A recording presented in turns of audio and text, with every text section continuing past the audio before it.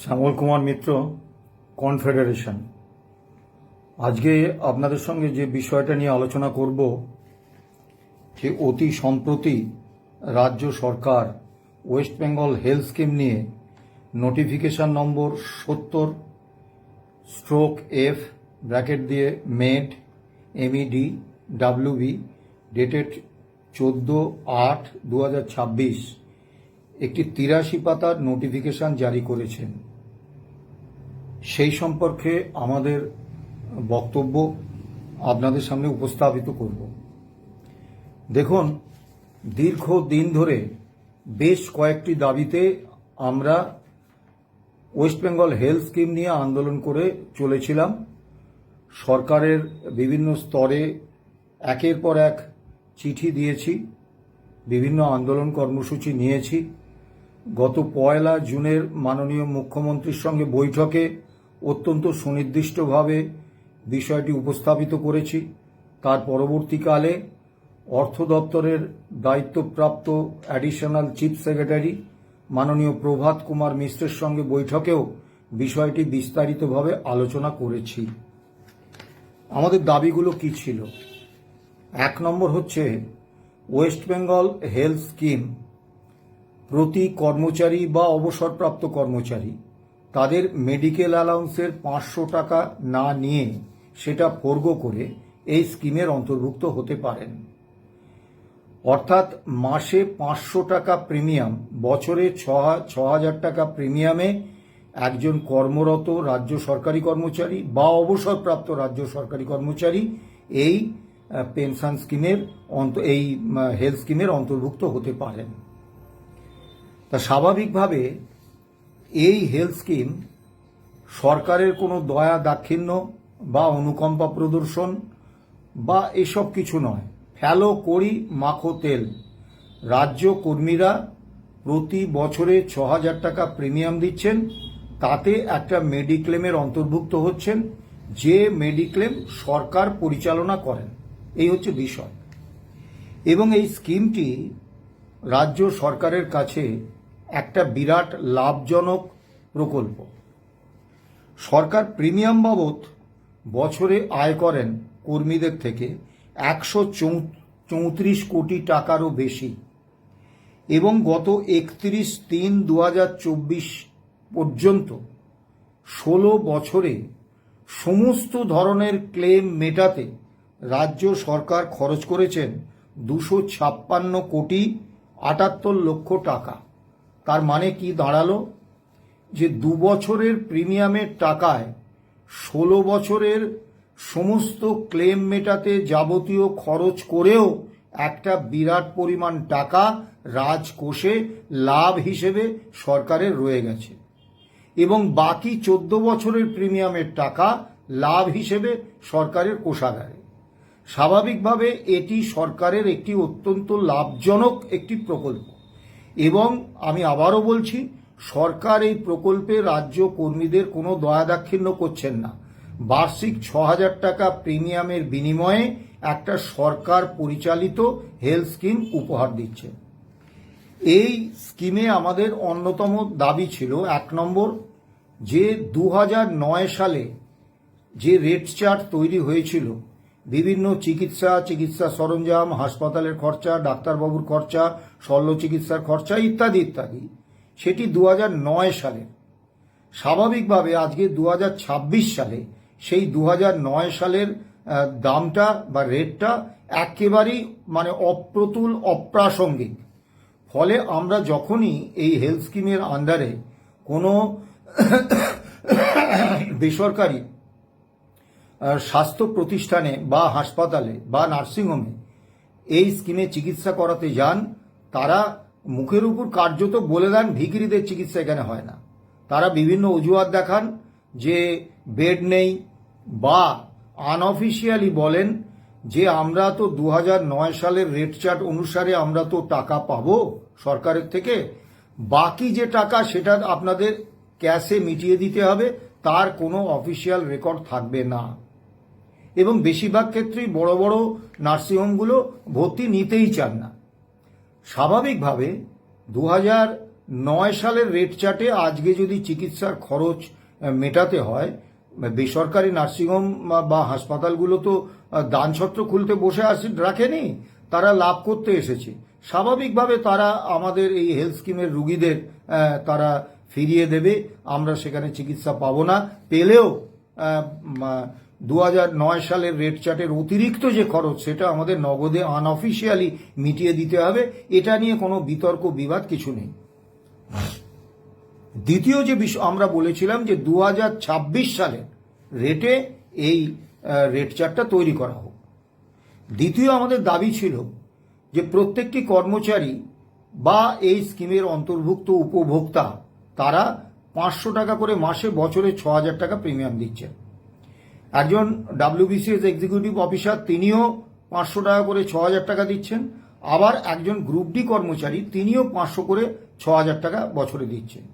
তাহলে চিকিৎসার সুযোগ পাওয়ার ক্ষেত্রে যারা বেশি বেতনের কর্মচারী তাদেরকে, অর্থাৎ যারা পদস্থ আমলা, তাদের ক্ষেত্রে সরকার ব্যবস্থা রেখেছেন, তারা বড় কেবিন পাবেন, সেখানে আরও বিভিন্ন সুযোগ সুবিধে পাবেন এবং একই স্কিমে। আবার যাদের বেতন আরেকটু কম তারা আরেকটু কম পাবেন, ছোট কেবিন এবং আরেকটু কম সুযোগ সুবিধা। আর যারা মাইনে অত্যন্ত কম, group D, group C, group B ইত্যাদি, তারা একেবারে জেনারেল বেড পাবেন এবং তাদের সুযোগ সুবিধে প্রায় কিছুই নেই। এখন আমরা বারবার বলছিলাম যে বেশি বেতন যারা পান তারা তো বেশি প্রিমিয়াম দেন না। সারা বিশ্বে এমন কোনো মেডিক্লেম পলিসি নেই যে মেডিক্লেম পলিসিতে একই প্রিমিয়াম দিয়ে ভিন্ন ভিন্ন আয়ের উপভোক্তারা ভিন্ন ভিন্ন সুবিধে পাবেন। এটা বন্ধ করার, অর্থাৎ প্রত্যেকের ক্ষেত্রেই, সে গ্রুপ ডি হন আর সর্বোচ্চ স্তরের রাজ্য অফিসার হন, তাদের প্রত্যেকের ক্ষেত্রেই কিন্তু এই স্কিমের চিকিৎসায় সমান সুযোগ সুবিধা দিতে হবে। আজও হয়নি।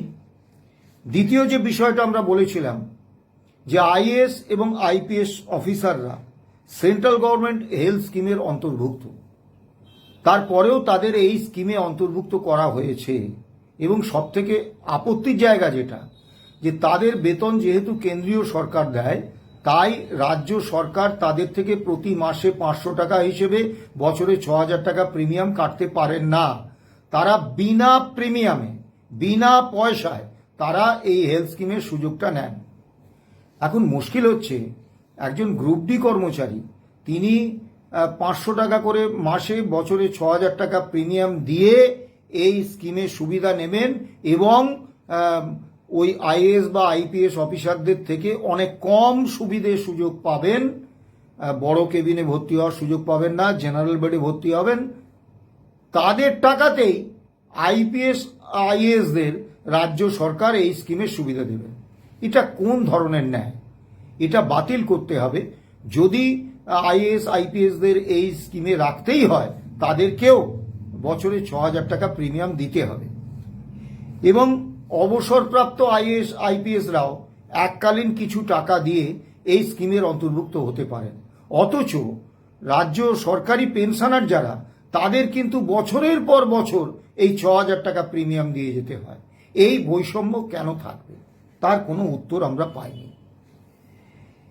এবারে হচ্ছে আমাদের আরো বড় সমস্যার জায়গা ছিল, যেটা আমরা বারবার বলেছি, যে প্রায় 92% বেসরকারি হাসপাতাল এবং নার্সিংহোম, বিভিন্ন ডায়াগনস্টিক সেন্টার, সেগুলো কলকাতা এবং সংলগ্ন অঞ্চলে। অথচ সর্ববৃহৎ সংখ্যায় কর্মচারীরা বাস করেন গ্রাম বাংলায়। স্বাভাবিকভাবে পুরুলিয়া, জলপাইগুড়ি, বাঁকুড়া, উত্তর দিনাজপুর, দক্ষিণ দিনাজপুর, সুন্দরবন, এই সমস্ত প্রত্যন্ত এলাকা থেকে একজন মানুষের পক্ষে ওয়েস্ট বেঙ্গল হেলথ স্কিমের সুবিধা নেয়ার জন্য কলকাতা ও সংলগ্ন হসপিটাল এলাকার নার্সিংহোম বা ডায়াগনস্টিক সেন্টারে এসে চিকিৎসা করানোটা সম্ভব হয় না। তাই বেশিরভাগ কর্মচারী বা পেনশনার এই স্কিমের অন্তর্ভুক্ত থাকেন, বছরে 6000 টাকা দেন একটাই কারণে, যে ভবিষ্যতে যদি কোনো বড় ধরনের অসুখ তাদের হয়, open heart surgery, renal failure, regular dialysis নিতে হবে, এই রকম পরিস্থিতিতে এলে এই স্কিমের ফলে তারা সুফল পাবেন। অর্থাৎ ভবিষ্যতে কোনো বড় বিপর্যয়ের হাত থেকে মানে আর্থিকভাবে রক্ষা পাওয়ার জন্য তারা এই স্কিমে থাকেন, কিন্তু সাধারণভাবে ছোটো খাটো মাঝারি কোনো চিকিৎসার জন্য তারা এই স্কিমে আসতে পারেন না, কারণ পুরুলিয়া থেকে কলকাতায় এসে চিকিৎসা করা সম্ভব নয়। তা আমরা বলেছিলাম যে এই এমপ্যানেলড হাসপাতাল এবং নার্সিংহোম ডায়াগনোসিস সেন্টারগুলো বিভিন্ন জেলা স্তরে বাড়ানো হোক, সেখানে পর্যাপ্ত সংখ্যায় ঠিক স্বাস্থ্যসাথীর নেটে যেভাবে সারা পশ্চিম বাংলার একদম প্রত্যন্ত অঞ্চল পর্যন্ত বিভিন্ন নার্সিংহোমগুলো স্বাস্থ্যসাথী নেটওয়ার্কের অন্তর্ভুক্ত এবং স্বাস্থ্যসাথী প্রকল্পে যারা উপভোক্তা তারা এই সমস্ত একেবারে গ্রাম বাংলার মানে সর্বনিম্ন মানে তৃণমূল স্তরের বিভিন্ন জায়গায় প্রত্যন্ত এলাকায় তারা কিন্তু স্বাস্থ্যসাথী প্রকল্পে চিকিৎসার সুযোগটা পান, কারণ সেই সব এলাকার নার্সিংহোম বা বেসরকারি ডায়াগনস্টিক সেন্টারগুলো এই স্বাস্থ্যসাথী স্কিমের যে এমপ্যানেল হাসপাতাল বা নার্সিংহোম বা ডায়াগনস্টিক সেন্টার তার মধ্যে পড়ছে। ওয়েস্ট বেঙ্গল হেলথ স্কিমের মধ্যেও এটা করা হোক।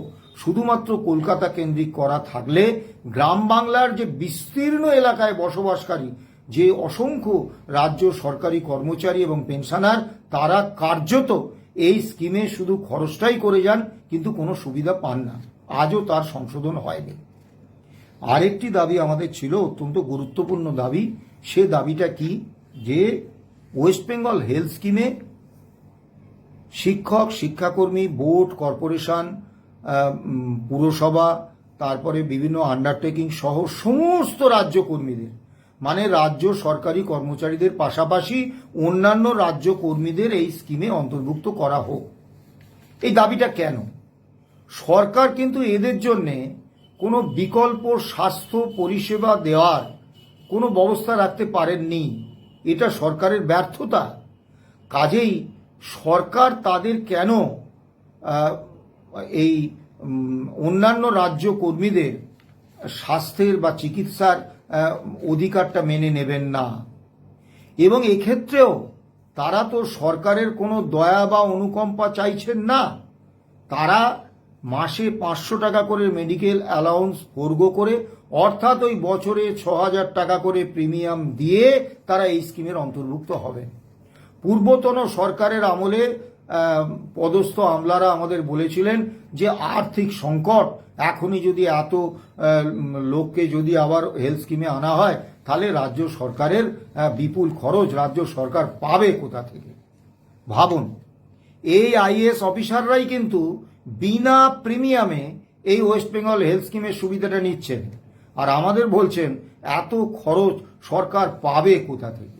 তা আমরা তাদেরকে সুনির্দিষ্টভাবে এই তথ্য তুলে দিয়েছিলাম যে আপনারা বছরে 134 কোটি টাকারও বেশি প্রিমিয়াম বাবদ পান, আর 16 বছরে 31/3/2024 পর্যন্ত 16 বছরে সমস্ত ক্লেম মেটাতে খরচ করেছেন 256 কোটি 78 লক্ষ টাকা।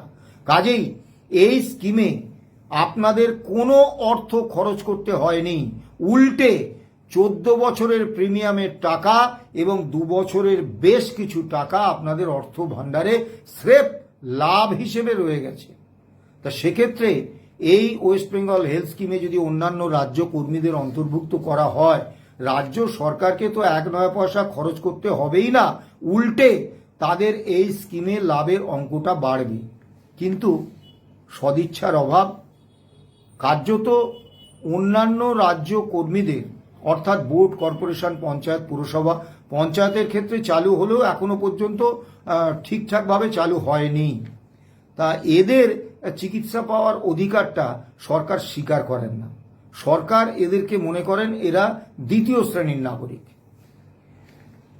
কেরালা, তামিলনাড়ু, পাঞ্জাব, মহারাষ্ট্র, অন্ধ্রপ্রদেশ, দিল্লি এই ধরনের রাজ্যের সরকারগুলো তাদের বিভিন্ন অন্যান্য যে রাজ্যকর্মী অর্থাৎ শিক্ষক, শিক্ষাকর্মী, বোর্ড, কর্পোরেশন, পঞ্চায়েত, পুরসভা, আন্ডারটেকিংস এই কর্মচারীদের কিন্তু তাদের নিজস্ব হেলথ স্কিমে অন্তর্ভুক্ত করেছেন, পশ্চিমবঙ্গ করেননি। নতুন সরকার আসার পরে আমরা ভেবেছিলাম আমরা মুখ্যমন্ত্রীর কাছে 1 জুনের বৈঠকে অত্যন্ত জোরালোভাবে এই দাবি তুলেছিলাম যে ওয়েস্ট বেঙ্গল হেলথ স্কিমের সময়োপযোগী সংস্কার সাধন, বিভিন্ন জেলা এবং ব্লক স্তরে ইম্প্যানেলড হাসপাতাল, ডায়াগনোসিস সেন্টার, নার্সিংহোমের সংখ্যা বৃদ্ধি এবং 2026-এর মূল্য অনুসারে রেট চার্ট পরিবর্তন করা এবং ওয়েস্ট বেঙ্গল হেলথ স্কিমে অন্যান্য রাজ্য কর্মীদের অন্তর্ভুক্ত করা। কিন্তু তা হয়নি। উল্টে আমরা যে অর্ডারটা পেয়েছি, এই 83 পাতার নোটিফিকেশন নম্বর 70 F মেড WB 14/8/2026, এটা কিন্তু আমাদেরকে একটা অশনি সংকেতের মধ্যে নিয়ে পৌঁছিয়ে গেছে। এখানে বলা হয়েছে যে CGHS অর্থাৎ সেন্ট্রাল গভর্নমেন্ট হেলথ স্কিম, এটাকেই রাজ্য সরকার ন্যাশনাল বেঞ্চ মার্ক হিসেবে মেনে নিয়েছে। মজার ব্যাপার হচ্ছে, কেন্দ্রীয় সরকার যখন all India Consumer Price index মেনে প্রাপ্য হওয়ার দিন থেকে তাদের কর্মচারীদের ডিএ বা ডিয়ারনেস রিলিফ দেন, সেটা রাজ্য সরকার অনুসরণ করেন না। কিন্তু কেন্দ্রীয় সরকার যখন পে কমিশন নির্দিষ্ট সময়ে কার্যকর করেন এবং যেদিন থেকে পে কমিশন কার্যকর হয় ঠিক সেই দিন থেকে, যেমন এখন ধরুন 1/1/2026 থেকে 8ম কেন্দ্রীয় বেতন কমিশনের সুপারিশের কার্যকালের মেয়াদ শুরু, কেন্দ্রীয় সরকারি কর্মচারীরা কিন্তু এই 1/1/2026 থেকেই নগদে পে কমিশনের সুপারিশ অনুসারে বর্ধিত বেতন, ভাতা এবং পেনশন পেয়ে যাবেন। রাজ্য সরকার সেটা অনুসরণ করেন না। কখনো 27 মাসের বকেয়া মেরে দেয়া হয়, কখনো 48 মাসের, পূর্বতন সরকার 48 মাসের বকেয়া মেরে দিয়েছেন, সেগুলো রাজ্য সরকার অনুসরণ করেন না। নূতন সরকার ক্ষমতায় এসে 20% ডিএ ঘোষণা করেছেন। কবে থেকে? 1 অক্টোবর। এই হার এবং দিন 1 অক্টোবর, এটা কে ঠিক করে দিল? এটা কোনো বিজ্ঞান ভিত্তিক ফর্মুলা মেনে যে all India Consumer Price index, যেটা সারা ভারতে এবং মহামান্য সুপ্রিম কোর্ট পর্যন্ত বলেছেন যেটা ডিএ এবং ডিয়ারনেস অ্যালাউন্স ক্যালকুলেশনের এক এবং একমাত্র সূচক, সেটা না মেনেই কিন্তু পূর্বতন সরকারের মতোই দয়ার দান হিসেবে এই 20% ডিএ ঘোষণা করেছেন। প্রাপ্য হওয়ার দিন থেকেও দেননি, All India Consumer Price Index মেনেও দেননি। অর্থাৎ কেন্দ্রীয় সরকারের যেগুলো কর্মী বান্ধব বিষয়, সেগুলোকে রাজ্য সরকার গ্রহণ করছেন না, কিন্তু কেন্দ্রীয় সরকারের যেগুলো কর্মী বিদ্বেষী চিন্তাভাবনা বা কর্মী বিদ্বেষী পদক্ষেপ, সেইগুলোকে সাগ্রহে গ্রহণ করে ফেলছেন। এবং আপনারা দেখুন, পেনশনে নতুন পেনশন স্কিম আনার একটা তোড়জোড় চলছে। বুঝুন ঠেলা, মানে যেগুলো খারাপ সেগুলো আমাকে নিতে হবে। এবং এই একই রকমভাবে এই সিজিএস এর রেট চার্টকে ন্যাশনাল বেঞ্চমার্ক হিসেবে গ্রহণ করে রাজ্য সরকার এই নোটিফিকেশনে যে কথা বলেছেন যে হ্যাঁ, ওয়েস্ট বেঙ্গল হেলথ স্কিমের রেট চার্ট সংশোধিত হচ্ছে, কিন্তু সেটা হচ্ছে CGHS অর্থাৎ সেন্ট্রাল গভর্নমেন্ট হেলথ স্কিমের অনুসারে। ফলে হচ্ছে কি, সমস্ত উপভোক্তাদের 3টে ভাগে ভাগ করা হচ্ছে। 1 নম্বর ভাগ হচ্ছে 50 লক্ষের বেশি জনসংখ্যা বিশিষ্ট শহর, সেগুলোকে বলা হচ্ছে এক্স বা টায়ার 1। 5 থেকে 50 লক্ষের কম জনসংখ্যা বিশিষ্ট শহর, সেগুলো হচ্ছে টায়ার 2 বা ওয়াই ক্যাটাগরি। 5 লক্ষের কম জনসংখ্যা বিশিষ্ট শহর বা গ্রাম, তাদের হচ্ছে জেড ক্যাটাগরি, টায়ার 3। এবং রাজ্য সরকার সিদ্ধান্ত নিয়েছেন এই নোটিফিকেশনে যে এক্স টায়ারের যে বা টায়ার 1 যে এলাকা, অর্থাৎ এক এবং একমাত্র কলকাতা কর্পোরেশন এলাকা, সেখানে সংশোধিত যে রেট চার্ট হচ্ছে তার 100% খরচই উপভোক্তারা পাবেন। অর্থাৎ রাজ্য কর্মীরা পাবেন। ওয়াই ক্যাটাগরি অর্থাৎ টায়ার 2, যার মধ্যে আছে 3টি শহর আসানসোল, দুর্গাপুর এবং শিলিগুড়ি, তাদের ক্ষেত্রে সংশোধিত রেটের 90% খরচ তারা পাবেন। 3 নম্বর হচ্ছে হতভাগ্যের দল, যারা টায়ার 3, যাদের যে এলাকায় বাস করেন সেখানে 5 লক্ষের কম জনসংখ্যা, তারা সংশোধিত রেটের 80% খরচ পাবে। এখন মুশকিল হচ্ছে রাজ্য সরকারি কর্মীদের বা পেনশনারদের বেশিরভাগই কিন্তু বসবাস করেন এই কলকাতা, আসানসোল, দুর্গাপুর এবং শিলিগুড়ি, এই 4টি শহরকে বাদ দিয়ে বাকি যে বিস্তীর্ণ এলাকা সেখানে। অর্থাৎ এই কৌশলে কলকাতার রুগীদের ক্ষেত্রে বা উপভোক্তাদের ক্ষেত্রে যারা হাসপাতালে ভর্তি হবেন বা চিকিৎসা করাবেন, তাদের ক্ষেত্রে সংশোধিত রেটের 100% তারা পাবেন। আসানসোল, দুর্গাপুর, শিলিগুড়ির বাসিন্দারা তারা পাবেন 90% খরচ। মানে কলকাতার বাসিন্দারা হচ্ছেন সুয়োরানির সন্তান, তারা 100% পাবেন। আসানসোল, দুর্গাপুর, শিলিগুড়ি এরা সুয়োরানির সন্তান কিন্তু একটু কম পছন্দের সুয়োরানি, তারা পাবেন 90%। আর বাকি সমস্ত অর্থাৎ কলকাতা, আসানসোল, দুর্গাপুর এবং শিলিগুড়ি এলাকার বাদ দিয়ে যে সারা পশ্চিমবাংলার বিস্তীর্ণ অঞ্চলে যারা বসবাস করেন, যে অসংখ্য রাজ্য সরকারি কর্মচারী এবং পেনশনার, তারা সংশোধিত রেটের 80% পাবেন। মজার ব্যাপার হচ্ছে এই যে গ্যাসের এখন সংকটে ভুগছেন না, তা কেন্দ্রীয় সরকার সিদ্ধান্ত নিয়েছেন যে শহরের ক্ষেত্রে 25 দিন হয়ে গেলে আপনি একটা সিলিন্ডার বুক করতে পারবেন, আর গ্রামের ক্ষেত্রে 45 দিন। বুক করার সময় দেখছি আমার ইন্দো বার্মা পেট্রোলিয়ামের গ্যাস 45 দিনের পর 46 দিনের মাথায় যখন বুক করতে যাচ্ছি, একটা মেসেজ আসছে যে 1 সপ্তাহ অপেক্ষা করুন, 1 সপ্তাহের মধ্যে আমরা দিচ্ছি। মানে 45 আর 7 52 দিন। 1 সপ্তাহ হয়ে গেলে আবার একটা মেসেজ আসছে আমরা শীঘ্রই দিচ্ছি। তারপরে 3 দিন বা 4 দিন পরে সেই গ্যাসটা বুকিং করা যাচ্ছে। অর্থাৎ গ্যাসটা বুক করতেই 45 আর 7 52 আর 3 বা 4 মানে 55 অথবা 56 দিন লেগে যাচ্ছে।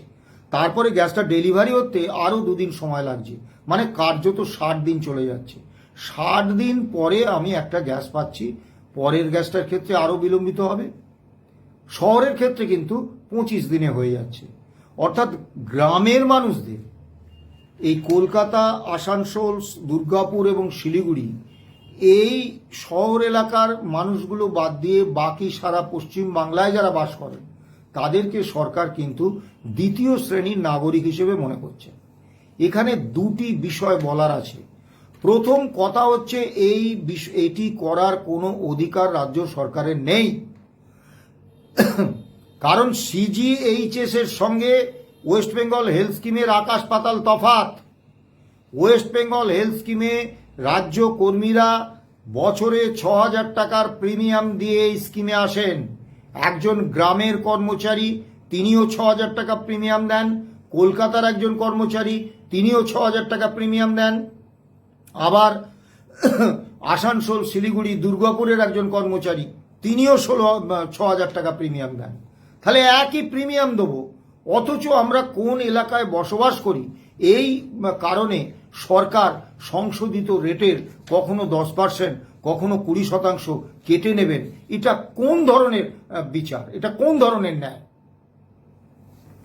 এখন অনেকেই ভাবছেন অসুখ বিসুখ তো আর ঘন ঘন হয় না, ও যখন হবে তখন দেখা যাবে। একটা ফিল গুড সিচুয়েশনে আছে। ভাবুন,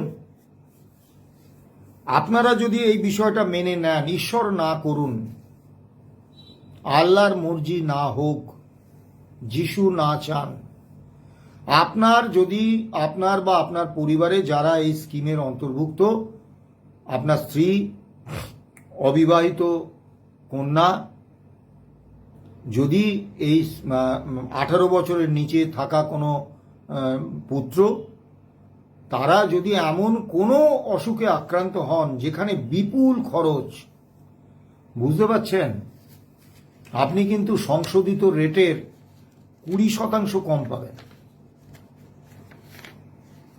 মানে আপনার ক্ষেত্রে বিষয়টা কোথায় গিয়ে দাঁড়াবে?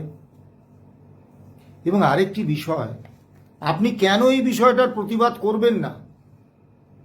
আপনিও একই প্রিমিয়াম দেবেন, কলকাতা, আসানসোল, দুর্গাপুর, শিলিগুড়ির লোকেরাও একই প্রিমিয়াম দেবেন, অথচ তারা আপনার থেকে কেউ 10%, কেউ 20% বেশি সুবিধে পাবেন কেন?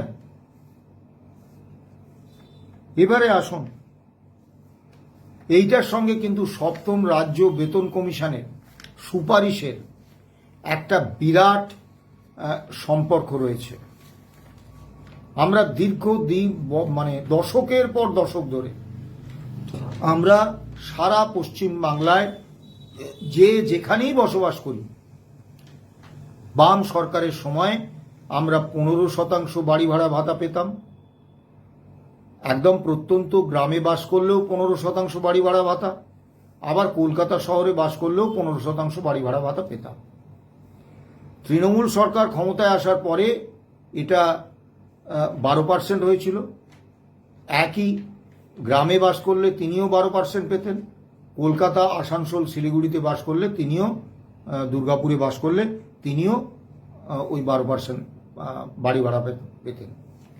এই যে নীতি ওয়েস্ট বেঙ্গল হেলথ স্কিমের ক্ষেত্রে সরকার নিল, সরকার কিন্তু যে নীতিটা নেয় সেটা কিন্তু কার্যকর করে প্রত্যেকটি ক্ষেত্রে।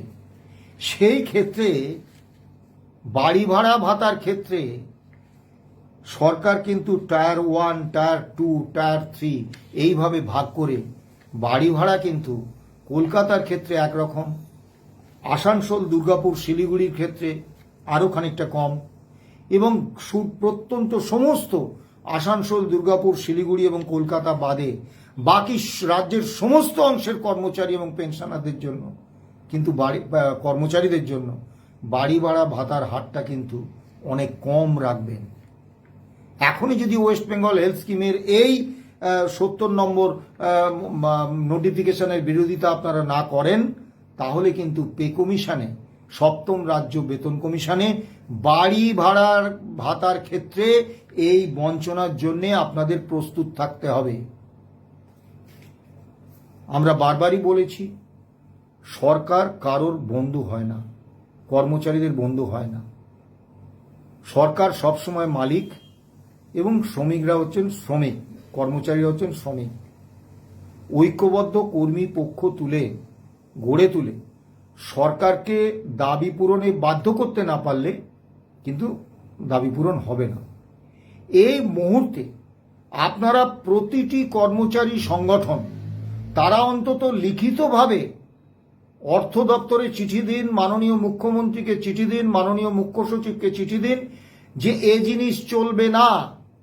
অবিলম্বে ওয়েস্ট বেঙ্গল হেলথ স্কিমের যে সংশোধন, সেটা 2009-এ যে রেট চার্ট ছিল সেটা 2026-এর রেট অনুসারে সংশোধিত হোক।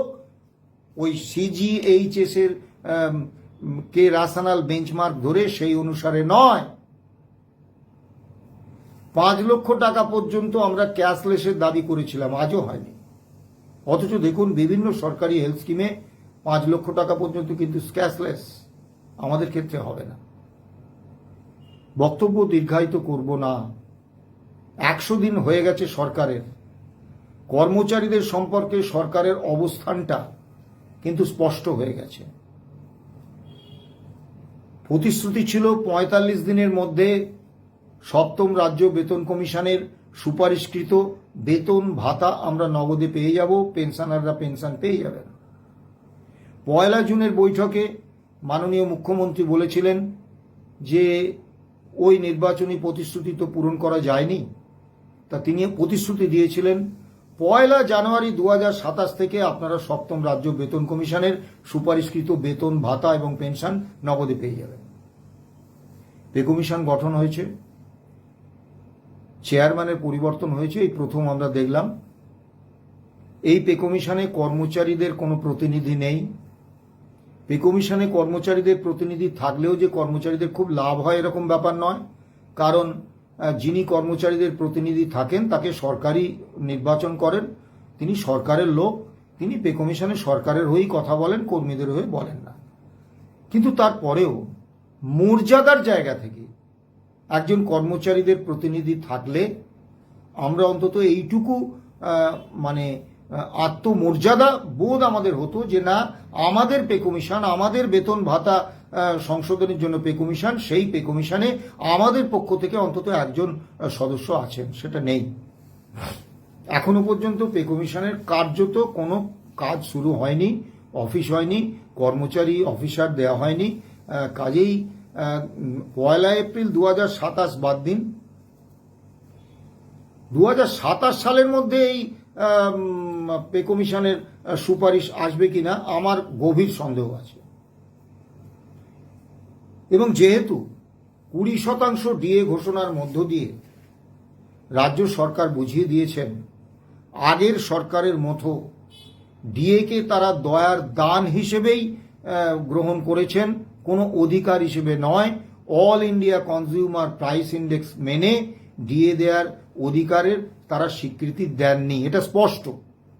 ফলে পে কমিশনের রায় কার্যকর হওয়ার ক্ষেত্রে তারা যে 1/1/2026 থেকে কেন্দ্র এবং অন্যান্য রাজ্য সরকারের মতো মানে এই যে যত দেরিতে হবে বকেয়া সহ, অর্থাৎ 1/1/2026 থেকে আর্থিকভাবে কার্যকর করবেন, যেদিন থেকে বাস্তবে কার্যকর হলো বাকি বকেয়াটা দিয়ে দেবেন, এই রকম আশা করাটা বোধহয় একটু বেশি আশা করা হয়ে যাবে। কারণ ডিএ ঘোষণার মধ্য দিয়ে সরকার কিন্তু বুঝিয়ে দিয়েছেন কোনো বকেয়া দেওয়ার কোনো বিষয় তাদের নেই। এবং মহামান্য সুপ্রিম কোর্টের রায় কার্যকর করার ক্ষেত্রে রাজ্য সরকারের যে ভূমিকা কমপ্লায়েন্স রিপোর্টের মধ্য দিয়ে উঠে এসেছে, তাতে তারা যে কর্মচারীদের প্রতি আগের সরকারের থেকেও আরও বেশি মাত্রায় কর্মী বিদ্বেষী, এটা কিন্তু প্রতিষ্ঠিত সত্য। এখন গণতান্ত্রিক দেশে সরকারের উপর আস্থা রাখার অধিকার রাজ্য কর্মীদের নিশ্চয়ই আছে, তারা রাখবেন। কিন্তু একটা কথা বলবো, এই 100 দিনের মধ্যে রাজ্য সরকার কিন্তু কর্মচারীদের সম্পর্কে তাদের অবস্থানটা বুঝিয়ে দিয়েছে। কাজেই যারা এখনো সরকারকে সমর্থনের রাস্তায় হাঁটছেন তারা ভাববেন আগামী দিনে যখন এই বাড়ি ভাড়া ভাতায় ওই জনসংখ্যা ভিত্তিক বিভাজন করে কাউকে বেশি কাউকে কম দেয়া হবে, সেই ক্ষতিটাও আপনাকে মেনে নিতে হবে। আবার পুরাতন পেনশন স্কিম তুলে দিয়ে নতুন পেনশন স্কিম এনে আপনার অবসরকালীন জীবনটা চূড়ান্ত অনিশ্চয়তার মধ্যে ফেলে দেওয়ার যে প্রক্রিয়া, সেটাও কিন্তু মেনে নিতে হবে। শুধু তাই নয়, ত্রিপুরায় কিন্তু পুরাতন পেনশন স্কিম বাতিল করে নতুন পেনশন স্কিম আনা হয়েছে 2018 সাল থেকে কার্যকর। অর্থাৎ এই আনন্দে কর্মরত কর্মচারীরাও বসে থাকবেন না যে ওটা তো হবে, হ্যাঁ, যারা যেদিন থেকে কার্যকর হবে সেদিন, আমরা তো এখন কাজে যোগ দিয়ে দিয়েছি, আমরা তো এখন কর্মরত, আমাদের ক্ষেত্রে এটার কোনো প্রভাব পড়বে না। ভুল ভাবছেন। তাই আবারও যে আবেদনটা আমি বরাবর করে থাকি, যে ঐক্যবদ্ধ কর্মী পক্ষ হিসেবে সরকারের কর্মী বিরোধী সিদ্ধান্ত এবং কর্মসূচির বিরুদ্ধে ঐক্যবদ্ধ আন্দোলনে নামুন।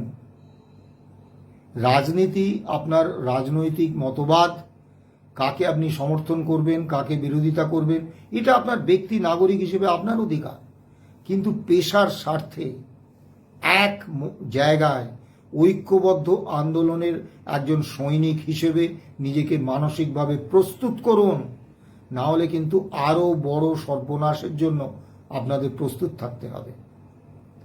আর সবশেষে আবার একটা কথা বলবো, যে রাজ্য সরকারি কর্মচারী বাদে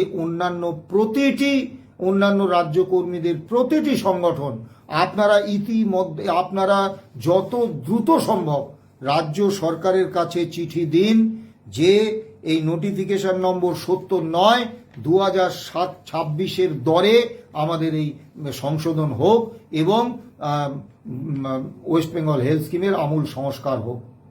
আর ওয়েস্ট বেঙ্গল হেলথ স্কিমে অন্যান্য রাজ্য কর্মীদের সংগঠনগুলো অবশ্যই দাবি রাখুন যে আপনাদের অন্তর্ভুক্ত করতে হবে। এখনই যদি সক্রিয় না হন, সরকারের কাছে যদি আপনাদের কান্নাটা পৌঁছে দিতে না পারেন, তাহলে পরে হাহুতাশ করে কিন্তু কিছু হবে না। ভালো থাকবেন, সুস্থ থাকবেন। নমস্কার।